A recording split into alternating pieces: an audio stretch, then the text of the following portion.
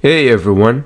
So we all know the movie Troy, right? The one with Brad Pitt as the buff Achilles. It's a bit of a decisive film, but what's even more epic than the battle on screen is the absolutely wild, almost cursed story of how this movie got made. See, unlike The Last Samurai, which was sold as the serious historical drama, Troy was always meant to be a blockbuster. It was greenlit right after Gladiator proved historical epics could make bank. But the studio's plan for a modest Gladiator-sized budget of about $100 million went out the window second they signed Brad Pitt and director Wolfgang Petersen. The salaries alone, a total whopping $24 million. And speaking of Wolfgang Petersen, his involvement is a story of pure regret. He had actually turned down the chance to direct Gladiator. He later said that after watching the film became a massive hit, he was so devastated he spent days crying into his pillow, vowing to redeem himself. That's a big reason why he said yes to Troy. The irony, if he had been offered Troy back when he passed on Gladiator, he would have turned that down too. But Petersen wasn't the first choice. The studio's first pick was a young upcoming director named Christopher Nolan.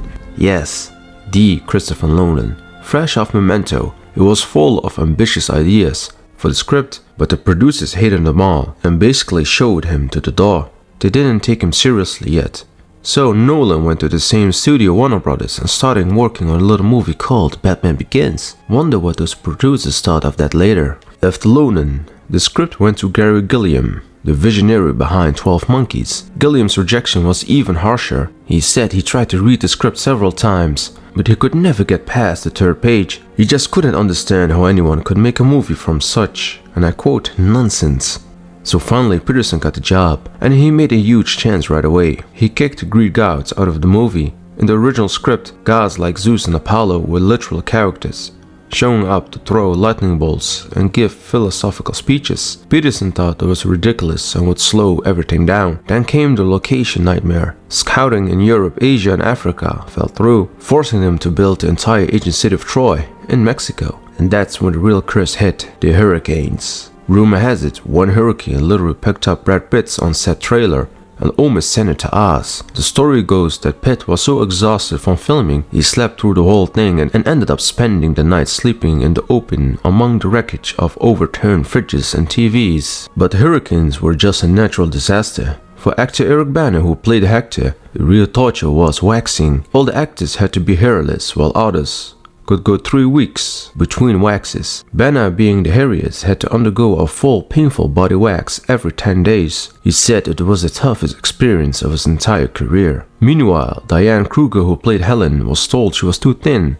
The director made her gain 15 pounds for the role. And by the way, Petersen never even wanted Helen in the movie. He thought no actress could live up to being the most beautiful woman in the world, and the studio was considering huge stars like Jennifer Lopez. Petersen convinced him to cast an unknown to lower expectations. All these problems blew the budget from $160 million to at least $175 million. Then in post-production another crisis hit. The studio hated the score by composer Gabriel Yared, who had worked on it over a year. They fired him, saying his musings sounded like a 1960s epic, and they brought in James Horner, the guy from Titanic, to write a complete new score in just a few weeks. Troy was released in May 2004. It made $497 million worldwide, which sounds amazing. It even out-earned Gladiator, but because of its insane budget and a record-breaking market spend, rumored to be around $140 million, the studio probably barely broke even at the box office. They tried to salvage it with the director's cut 3 years later, which added 30 minutes of violence and even brought back some of Gabriel Yared's rejected music.